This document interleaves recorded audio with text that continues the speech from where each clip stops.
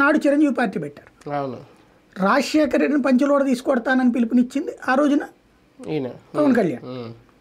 ఆ తర్వాత చూస్తే 2014లో జగన్ని సీఎం కానివ్వకుండా ఉండటం కోసం తెలుగుదేశానికి మద్దతు ఇచ్చారు.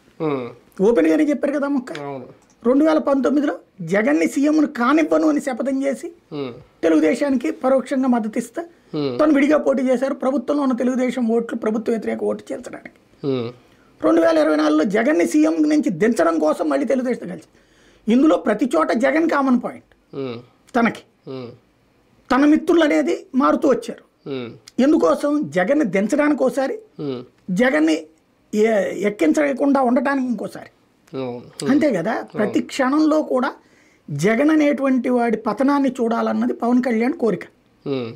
రెండవది చంద్రబాబుని దాన్ని ఏమంటారు, తెలంగాణ బాపు అని కేసీఆర్కి ఎట్లాగో ఆంధ్ర గాంధీగా చూపించే ప్రయత్నం చేస్తున్నారు.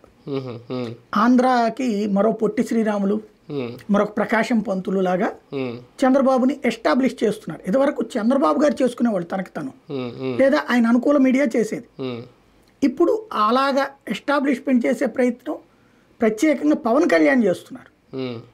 ఇప్పుడు చంద్రబాబు గారు చెప్తుంటారు, నాకు ఎట్లాగుంది ఎట్లా చేశాను నేను అనేది. కానీ పదే పదే పవన్ కళ్యాణ్ ఇంతకు ముందు లేదు ఇట్లాగా. 2014-19 మధ్యలో ఉందే లేదు. ఈ దఫా మాత్రం చాలా